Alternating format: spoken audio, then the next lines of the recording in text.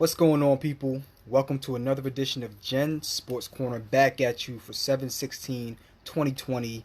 Got a few things on the docket today. First off, we're going to talk about UFC 251, the aftermath of Saturday night's um, just night of festivities. Then we're going to go into Jason Peters back in the fold as offensive guard. Then we're going to talk about the Chris Jones deal, the mega contract that he just signed a couple days ago with the Kansas City Chiefs. Then we're going to get to Ben Simmons and some of the things going on with him in terms of his shooting. And then, I guess, throwing fish back into the ocean the wrong way. But, anyways, let's go ahead and jump into UFC 251. A lot of fights that night. Very, very interesting night of fights. There were 5 fights on the main card, but the two that I saw, and I can't speak. Oh, actually, I saw 3 of them, but I didn't see the first 2 fights. The one with what's her name, Rose. Is it Rose Namajunas? Yeah, Rose Namajunas against Jessica Andrade, and man, she won the fight. And I walked in right as the fight was ending, but man, her eye was jacked up. I mean, it's not the worst eye I've seen, but still, it did not look great. So I'm actually reading some of the news and notes from the fight. I didn't know Jessica Andrade. Man, so Rose got knocked out by Andrade last May, in May 2019, and delayed her return after 2 members of her family died after contracting COVID-19. My condolences to Rose and her family. But hey, she came back and she won the fight. She according to this, took a lot of punishment in round 3, and she came out and won by split decision. More title to her. I mean, excuse me, more power to her. Then the next fight that really stood out to me was Peter Yan versus Jose Aldo. And, I didn't know what Jose Aldo had left in the tank, what he was going to do. But, man, Peter Yan, he's a real one, man. He came out, he weathered the storm at moments because Aldo was doing a great job standing up with him, throwing shots back, boxing him pretty well. And then Peter Yan just put that pressure on him over time. And then I think it was round 3. I can't remember which round, but he hurt Aldo a couple times in that fight. He hurt Aldo in the first round near the end, even though Aldo was winning the fight. He got him to the ground near the end of the first round, and he threw a punch right to the ribs. It really hurt Jose Aldo. In the second round, Aldo came out, had some success, but you could see Peter Yan starting to figure out what he wanted to do in that fight. And then in the third round, he just started teeing off on Aldo.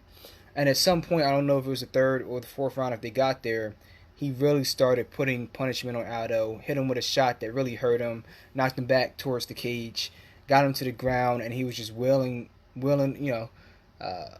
setting up to try to finish the fight, was able to take his back, and then he just started wailing on him. And the fight went on a lot longer than I would have let it go on as a referee.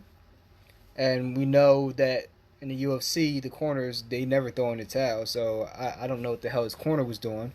But it was obvious that he didn't have much gas left in the tank. He wasn't going to come back and win the fight, and you let him take a lot of punishment. That being said, shout out to Peter Yan. Didn't know who you were before this fight, but I do know now.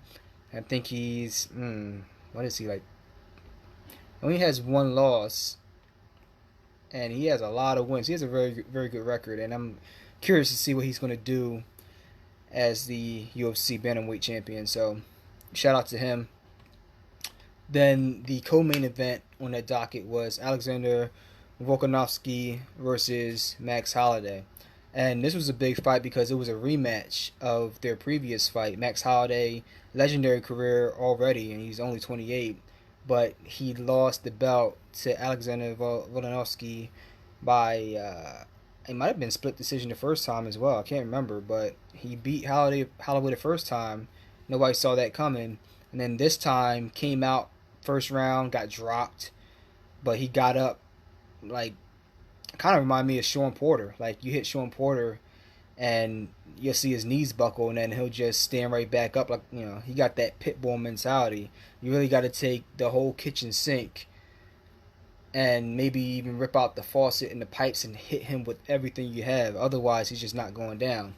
And he caught Volkanovski in the second round as well with a really good shot. I think it was an uppercut, if I'm recalling correctly, and dropped him there as well. But yo, he has a hell of a chin, man. Dude has a hell of a chin because he was clearly winning the exchanges. He stayed on the outside, kept distance, used his long legs because ironically, Volkanovski is 5'6", 5'7", and Max Holloway is 5'11".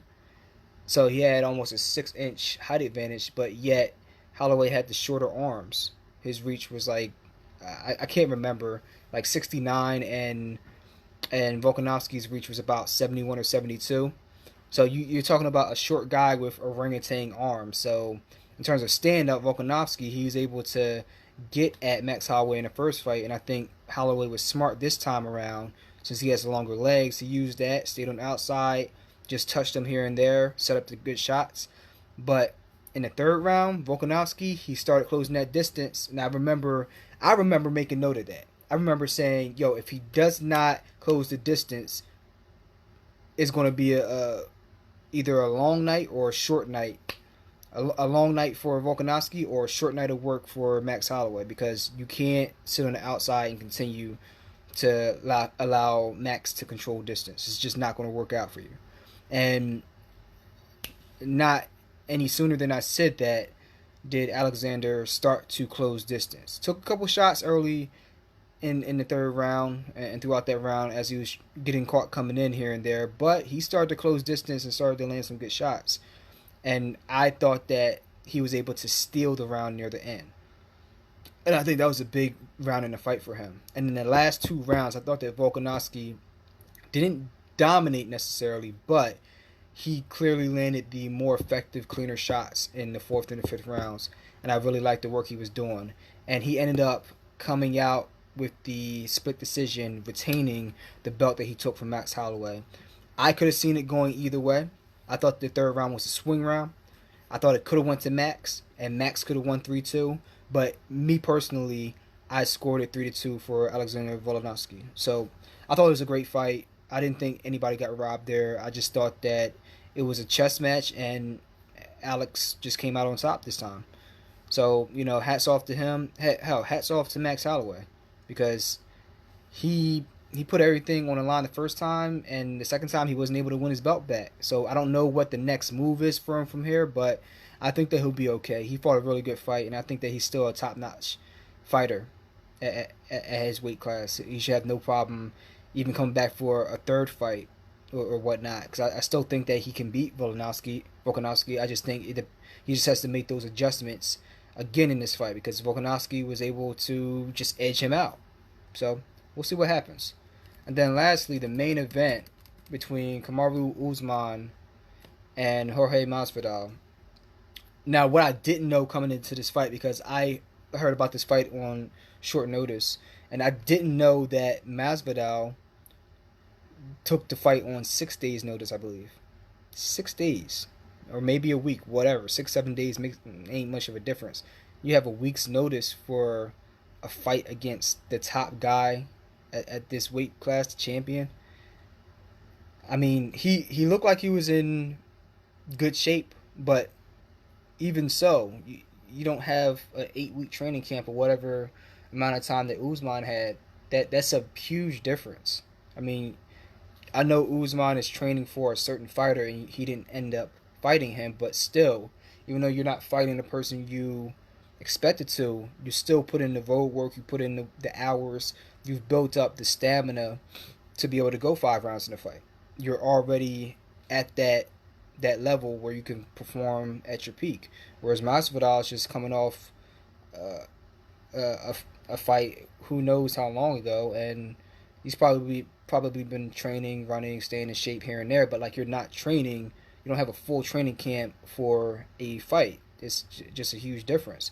So, and in this fight, I thought that Usman did a lot of good things well, but the fight was a lot closer than it should have been. And what that told me was that even a an out of shape Masvidal was still a game fighter in the ring with the best guy at that weight class in Usman. So me personally, I would love to see a rematch. And they said, yeah, we're gonna run it back after that. Just to see Masvidal in shape with a full training camp behind him, I think that Masvidal can beat him. Now I picked Masvidal to win. He didn't win. So be it. Even after learning that he had the layoff, I still thought he was going to win because there were things in Usman's fight with Kobe Covington that I didn't like, and I thought that Masvidal would be able to take advantage of it. And even in this fight, standing up with the hands, Usman didn't want no part of Masvidal. That was for sure. He was getting picked off. It was just that Masvidal just didn't have any gas in the tank to really be able to push that advantage. So I give credit to Usman for taking care of business, winning the way he had to. It was ugly, it wasn't pretty, but he did what he needed to. But I give credit to Masvidal taking this fight on 6 days' notice, just saying, F it, let's just do it. I think I can still beat you. Didn't happen, but hey, he had balls, man. He did his thing, and I think that he could be highly successful in a rematch with a full training camp worth of preparation behind him. So, yeah. All in all, I still like the card. I thought it was a good night of fights, and we'll see what happens moving forward.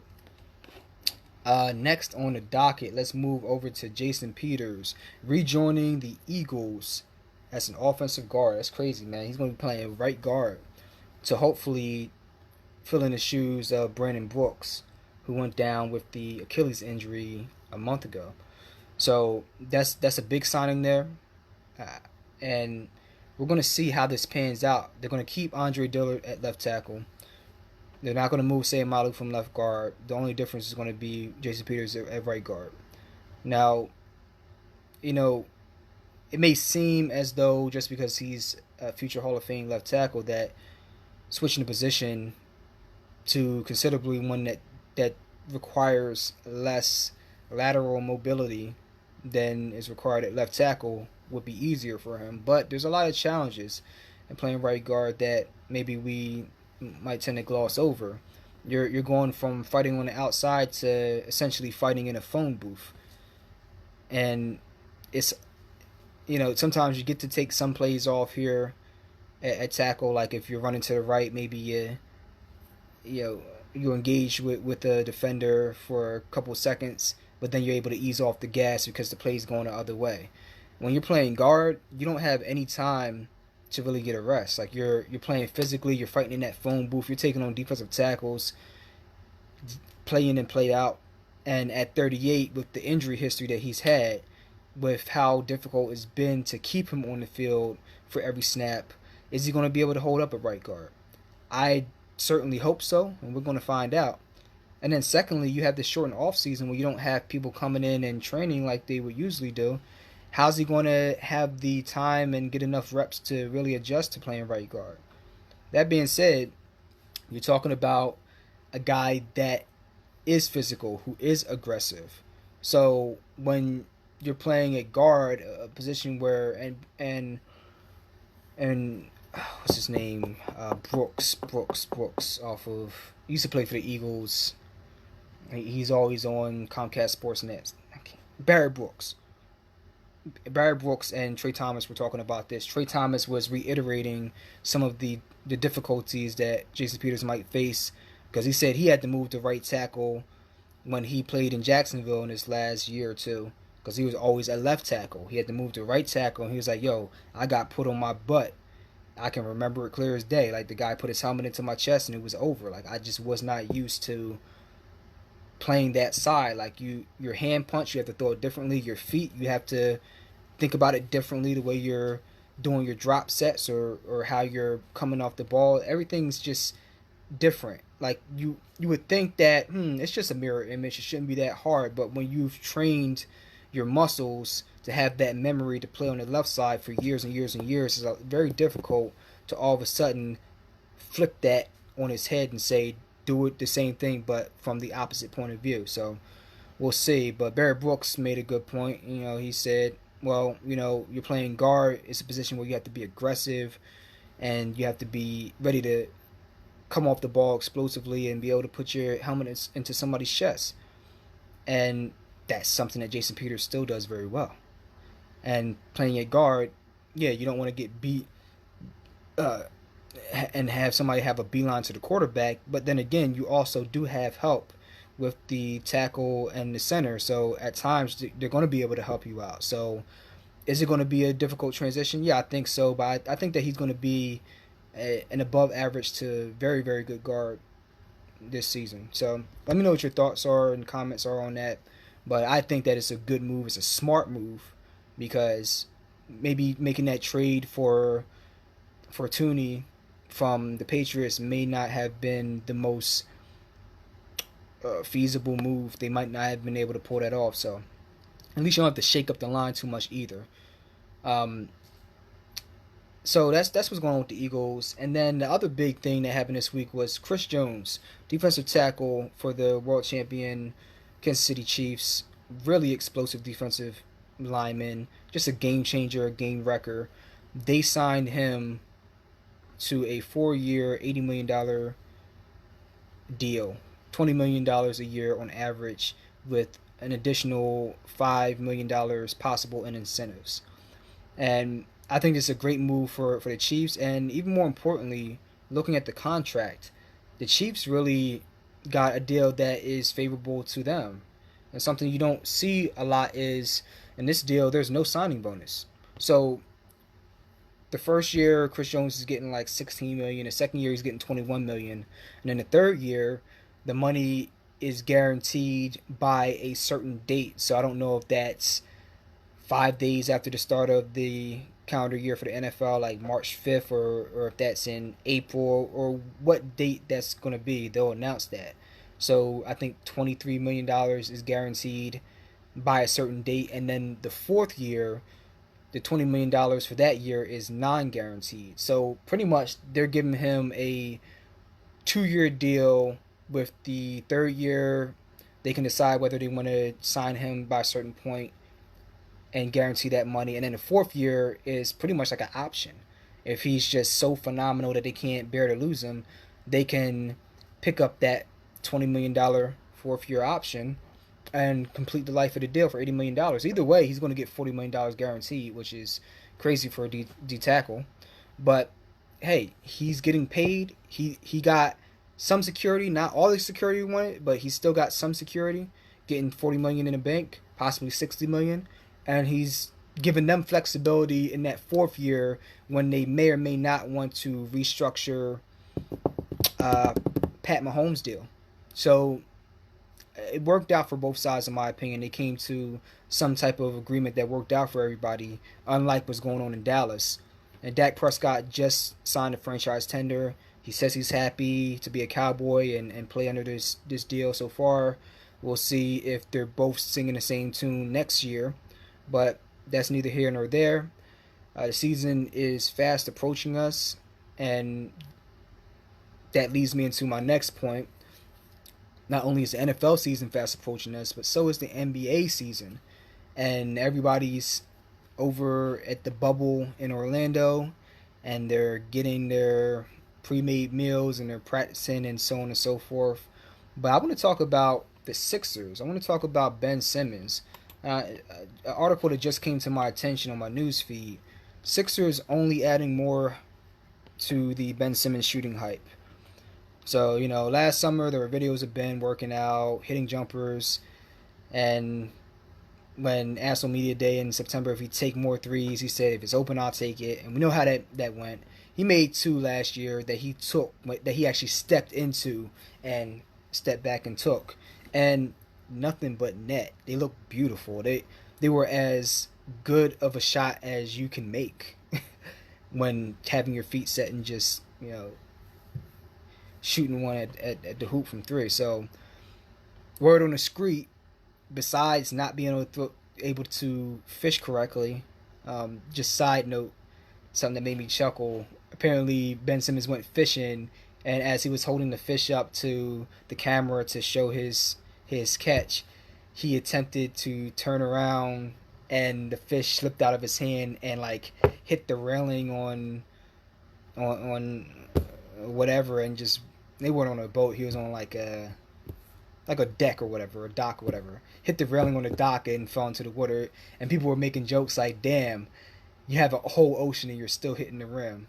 So uh, the internet is undefeated, as we all know, and that's going to turn into a meme. Oh man, we haven't had anything to laugh about this summer. They're going to turn that into a meme. Just a picture of him just smiling and turning around and just like fumbling this fish with the wrong hand. He's still shooting with the wrong hand and still hitting the rim, even though he has the whole freaking ocean with which to throw this fish back into. But anyways, a video put out on Ben Simmons' YouTube channel in which he cryptically hints at shooting more in Orlando while working out in LA took it up another notch. And on Thursday, his head coach wasn't tempering the expectations. So I guess this is today.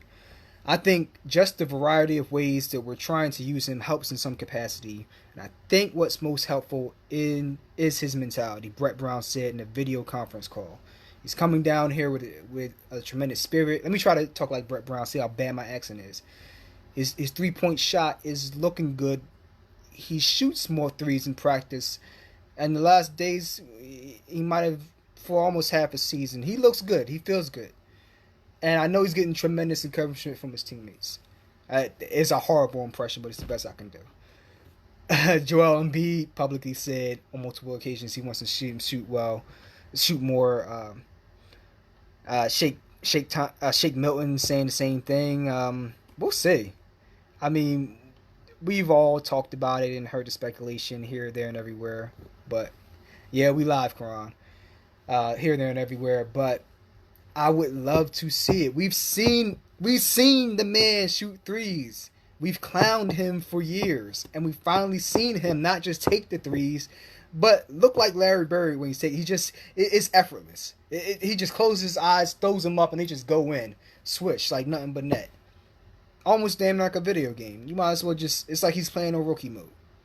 But in all seriousness, I think he can shoot. I've seen him shooting warm-ups down at the field house in Delaware for the blue and white game when they're scrimmaging against the Delaware Bluecoats, their G League team. And he's in warm-ups. He's just sitting there going around the world and just draining threes. Now, I know, like I said before, I know nobody's in his face, but he's hitting them effortlessly. There's no reason why you can't draw up set plays and have him get some good looks and just start taking shots from behind the arc. So, yeah, we'll see. But that's it. I wanted to make sure that I got back at you guys for a video. Like yesterday, I had a lot of things going on, so I wasn't able to make the video about Jason Peters. But we back here now. We live. We here. We in it. We with it. Yeah, all that good stuff. So thanks for tuning in. I'll let you know the next time that I'm going to put up a video. I'll put it up in my news feed on Instagram and on Facebook with the time so you guys know when to tune in. And I'll have more to talk to you guys about. Oh, song coming up, First Person with Black Angel, as well as Jaleel, Stevie Franks, and myself. So that's going to be coming out on August 17th. Make sure you pre-order it. I put a link to it on my page. Join's a banger. I've been listening to it on my own time like every couple months. I'm just like, oh, when's the song going to come out, man? It's just fire. But yeah, got new work on the way for you guys. Stevie Franks putting out songs and videos every week or every other week. Make sure you stay tuned to his stuff. Jules, my man Julian Williams, been putting out new stuff. Has a new video up for, I think, Snap 1. I think he just put out a video for that. So make sure you go to his page, Julian Williams. Check that out. Show the man support. Got bars. It's fire. And then, as usual, go to my YouTube page. Subscribe. Make sure you check out the playlist for Jen Sports Corner. Putting up my videos, keeping them updated. And we're going to keep doing this work for the summer. Alright? So, as always, I appreciate y'all tuning in. Enjoy y'all day. Stay safe and catch y'all next time. Peace.